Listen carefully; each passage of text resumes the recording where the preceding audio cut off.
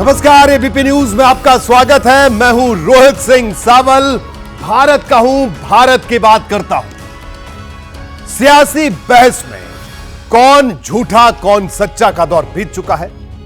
नया दौर इस बात पर आर पार का है कि कौन किसको गच्चा दे रहा है।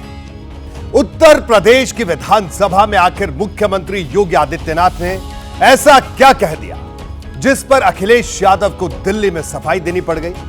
क्या है इसके पीछे की गच्चा पॉलिटिक्स, इसकी पूरी पिक्चर आज मैं आपको दिखाऊंगा। आज खबर हलवे की भी, जो अब भी गर्म है। कल लोकसभा में बजट पर चर्चा के दौरान राहुल गांधी ने इसका जिक्र किया था। भले ही 24 घंटे से ज्यादा बीत चुके हों, लेकिन मुद्दा अब भी सुर्खियों में। आज इस पर भी जैसा टकराव हुआ, उससे हलवा हंगामे का नया सबब बन गया है। आज आपको अनुराग ठाकुर और अखिलेश यादव के बीच अग्निवीर के मुद्दे पर छिड़ा अग्नि युद्ध भी दिखाएंगे, जिसकी खासी चर्चा है। साथ ही होगी बात देश की राजधानी दिल्ली की, जहां बेसमेंट कांड के बाद कोचिंग में पढ़ने वाले छात्र इंसाफ के लिए आंदोलन की मशाल थामे खड़े हैं। दूसरी तरफ सियासी दल इस मुद्दे पर ऐसी राजनीति कर रहे हैं जिस पर यह कहना जरूरी हो जाता है कि जरा आंख में भर लो पानी, क्योंकि अगर आंखों में पानी होता तो राजनीति विरोध की तस्वीर अलग होती। लेकिन शुरुआत संसद में आर पार की बहस की खबर से। कहते हैं जात न पूछो साधो की, लेकिन सियासत में यह बात बेमानी हो चुकी है। वजह है जाति का राजनीति की धुरी बन जाना। कल बजट पर चर्चा के दौरान राहुल गांधी ने हलवे को लेकर मोदी सरकार पर तंज किया था। आज अनुराग ठाकुर ने इसका हिसाब बराबर कर दिया। ऐसा करते हुए उन्होंने कुछ ऐसा भी कहा जिस पर नई जंग शुरू हो गई। अग्निवीरों के पेंशन के लिए 1 रुपया नहीं है। आप अपने आप को देशभक्त कहते हो।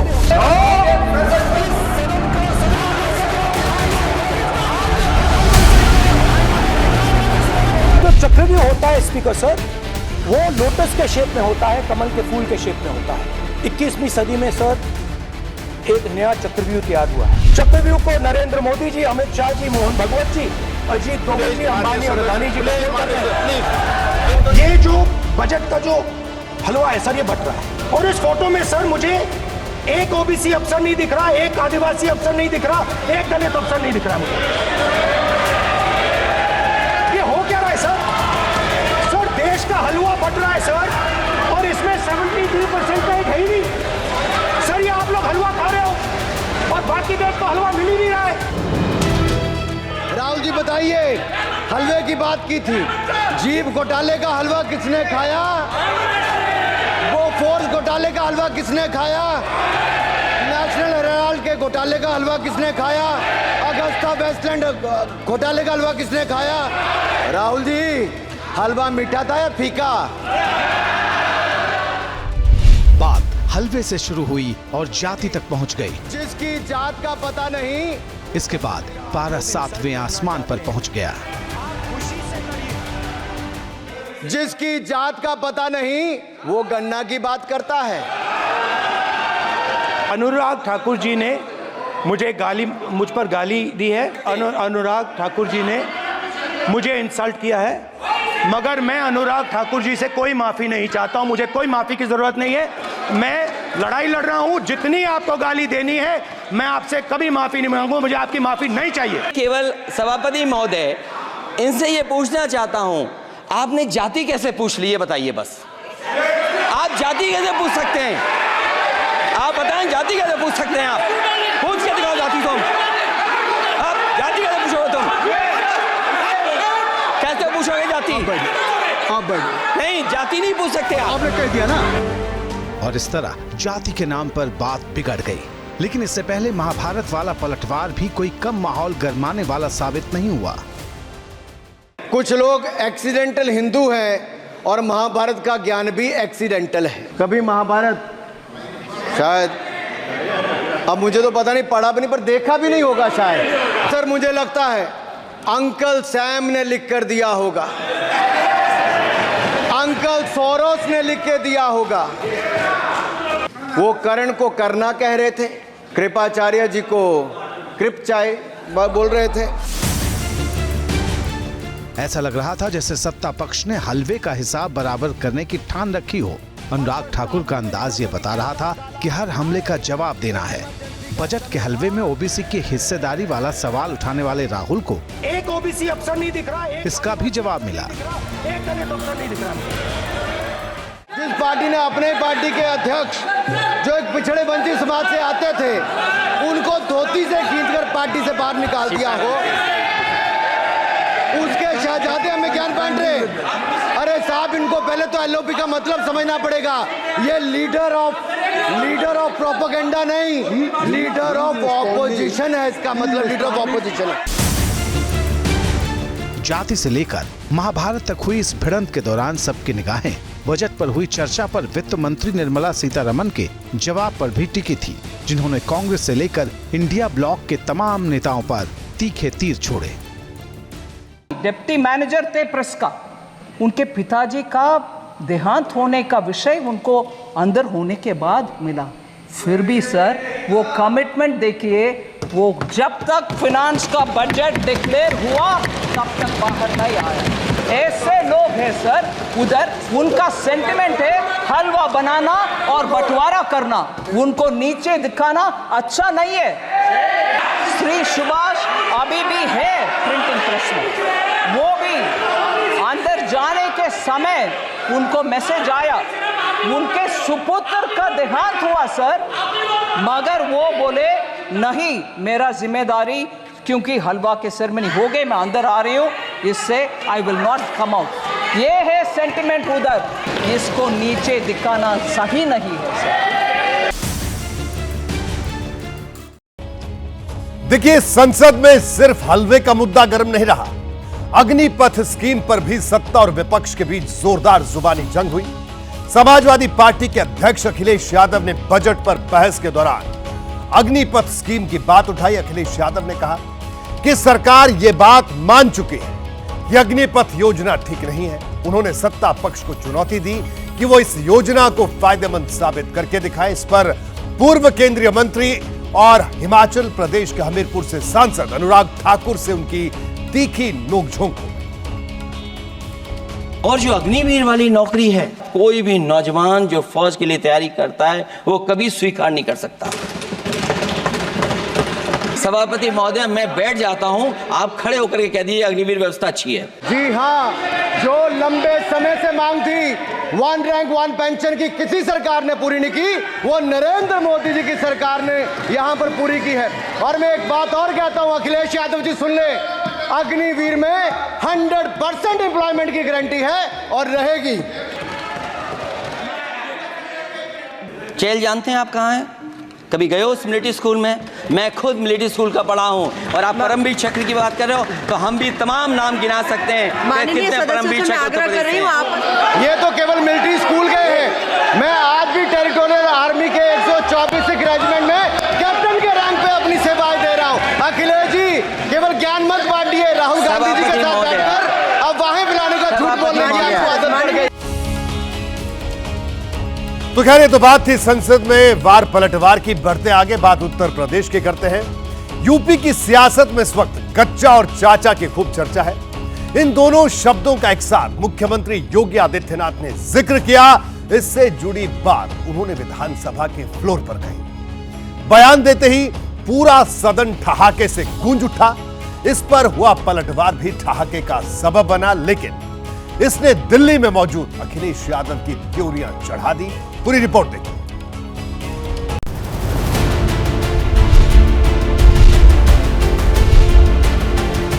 अपने चचा को गच्चा दे ही दिया। नहीं कह रहे कि चाचा को धोखा दे दिया आपने? नहीं, मैंने धोखा नहीं दिया, उन्होंने दिल्ली को धोखा दिया है। आपके जो डिप्टी मिनिस्टर वो आपको फिर गच्चा देंगे। निशाना किस पर लगाना है, कैसे लगाना है, किसे छोड़ना है और किसे घेरना है, उत्तर प्रदेश के मुख्यमंत्री योगी आदित्यनाथ ने लगता है ये बात तभी तय कर ली थी जब वो साथियों के साथ कैबिनेट बैठक कर रहे थे।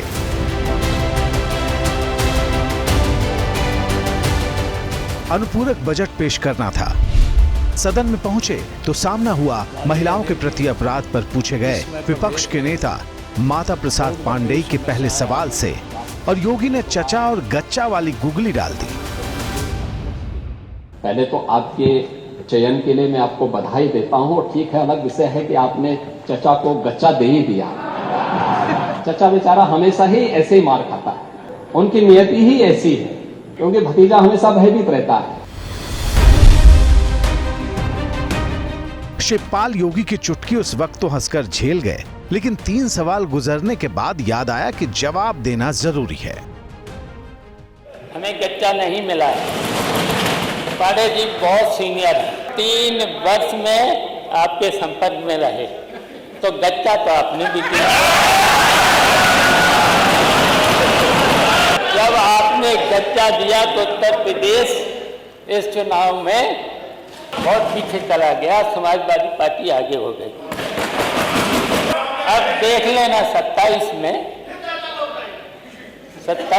समाजवादी पार्टी फिर से हरा देगी और आपके जो डिप्टी चीफ मिनिस्टर हैं वो आपको फिर गच्चा देंगे। पहले सदन में चाचा ने जवाब दिया, फिर बाहर भतीजे अखिलेश ने मैदान संभाला। योगी जी कह रहे हैं कि चाचा को धोखा दे दिया आपने। नहीं, मैंने धोखा नहीं दिया, उन्होंने दिल्ली को धोखा दिया है। लेकिन चच्चा और गच्चा वाली टिप्पणी पर दिल्ली से जवाब जब तक लखनऊ पहुंचता, उससे पहले ही मुख्यमंत्री योगी आदित्यनाथ गुंडागर्दी और महिलाओं के खिलाफ अपराध पर समाजवादी पार्टी को कटघरे में खड़ा कर माहौल को सीरियस टर्न दे चुके थे। कि महिला संबंधी अपराध से जुड़े हुए ज्यादातर मामलों में समाजवादी पार्टी से डायरेक्ट या इनडायरेक्ट जुड़े हुए लोग उसमें इन्वॉल्व पाए जाते हैं। ये उस पीढ़ी का प्रतिनिधित्व करते हैं जिसने कहा था कि लड़के हैं गलती कर देते हैं। ये महिला सुरक्षा की बात क्या करेंगे? ये महिला सुरक्षा के लिए तो समाजवादी स्वयं ही एक गंभीर खतरा है। अगर आप देखेंगे जितने भूमाफिया थे, जिन लोगों ने गरीबों को ठगा है, इसमें ज्यादातर समाजवादी पार्टी से जुड़े हुए लोग। इनका जवाब भी दिल्ली से ही आया। इस बार मोर्चा डिंपल यादव ने संभाला। समस्याएं गिनाकर यूपी सरकार को कर्तव्य बोध का एहसास दिलाने का प्रयास किया, लेकिन इल्जामों का डायरेक्टली कोई जवाब नहीं दिया। उत्तर प्रदेश की सरकार को अपने कार्यों में ज्यादा रुचि और महत्व दिखाना चाहिए। जहां बाढ़ की स्थिति है उत्तर प्रदेश में, वहीं बिजली नहीं आ रही है। जिस वो पद पे बैठे हैं अपने काम पे ध्यान दें और युवाओं के रोजगार पे ध्यान देंगे तो मैं समझती हूँ ये उत्तर प्रदेश की हित की बात होगी। संख्या बल के आधार पर उत्तर प्रदेश विधानसभा में नंबर 2 और लोकसभा में नंबर 3 का दर्जा रखने वाली समाजवादी पार्टी सत्ता पक्ष की तरफ से लूज बॉल का इंतजार कर रही है, लेकिन सीएम योगी भी अपने पत्ते संभल कर चल रहे। देखिए, कहते हैं जब आग का पानी मर जाए तो फिर सही और गलत की फिक्र किसी को नहीं रहती। दिल्ली की राजनीति में इस वक्त यही हो रहा है। एक कोचिंग के बेसमेंट में पानी भरने से 3 छात्रों की मौत के बाद सैकड़ों छात्र धरना दे रहे हैं, प्रदर्शन कर रहे हैं, आंदोलन के लिए एक दूसरे का हाथ थाम रहे हैं। मकसद पीड़ित परिवार को इंसाफ दिलाना है, लेकिन सियासी दल डुबोने वाले पानी पर भी अपने फायदे की नाव चलाने में जुटे हैं। कोचिंग माफिया मुर्दाबाद, मुर्दाबाद, मुर्दाबाद।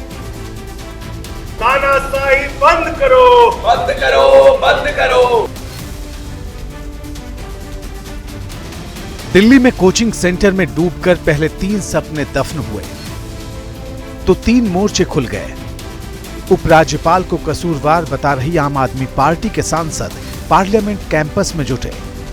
आपको गुनहगार बता रही बीजेपी के नेता मुंह पर पट्टी बांधकर बैठ गए और छात्रों का हुजूम इंसाफ की मांग को लेकर दिल्ली की सड़कों पर उतर आया।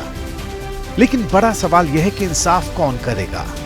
दिल्ली के बेसमेंट कांड पर मचे सियासी शोर में हर पार्टी सामने वाले पर उंगली उठा रही है।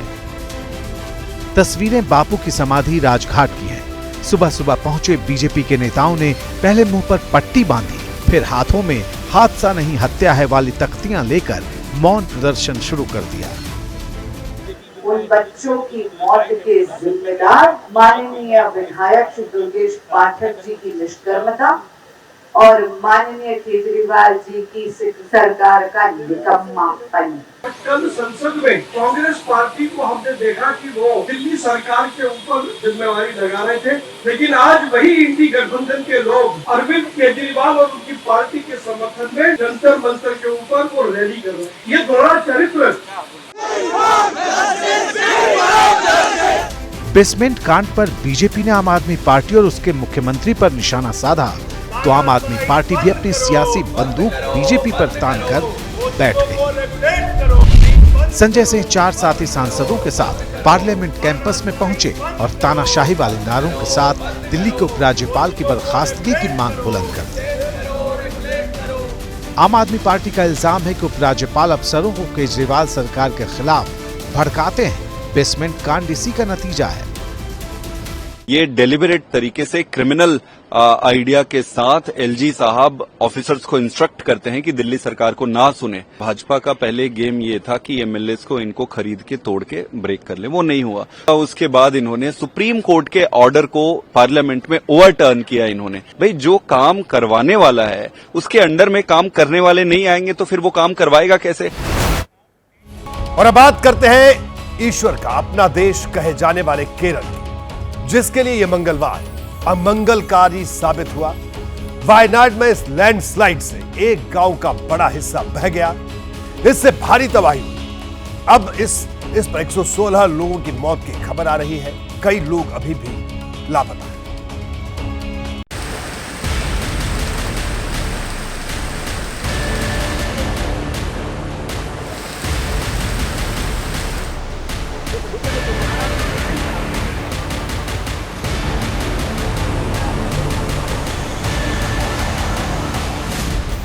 रात के अंधेरे में वायनाड पर तबाही का पहाड़ टूट पड़ा।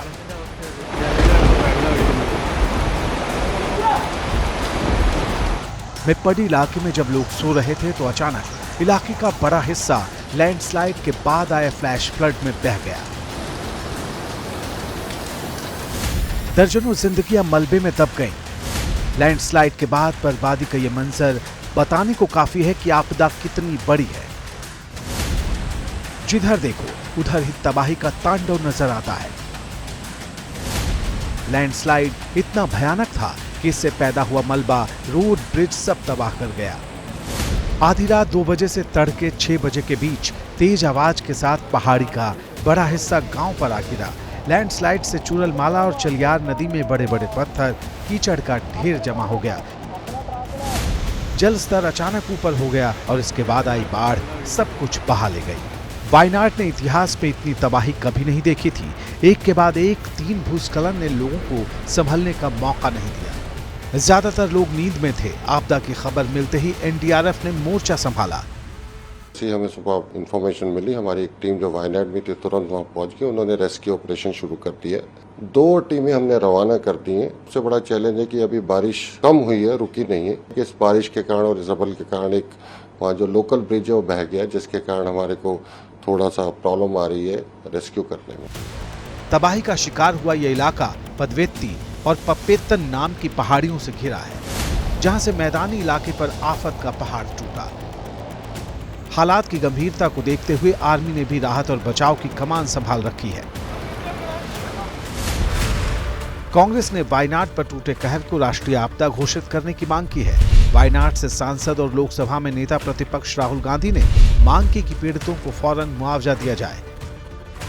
I request the union government to extend all possible support for rescue and medical care, immediate release of the compensation to deceased people, if that compensation can be increased as well, set up relief at the earliest and prepare a roadmap for the rehabilitation of the affected families. Early morning, Honorable Prime Minister has sent the minister who comes from Kerala, and he is already there coordinating with the agency. Honorable Prime Minister has already spoken to the Chief Minister of Kerala. Rescue and relief operation is already on. Wayanad में पहले से ही भारी बारिश की वजह से तमाम नदियां खतरे के निशान के आसपास बह रही हैं। इसको लेकर पर्यटकों को एहतियातन अलर्ट किया गया है। जैसे ही घड़ी का काटा दोपहर 2:30 पे आए, बबीता जी का दिल सास बहू साजिश के लिए मचल जाए। और ये है इनकी बहू, पूरे दिन ऑफिस की टेंशन हो जाए गॉन, जब ये करें अपना फेवरेट शो फ्री टाइम पे ऑन। इनकी तरह आप भी देखें अपना फेवरेट शो अपने टाइम पर और डाउनलोड कीजिए एबीपी लाइव ऐप अपने स्मार्ट टीवी पर।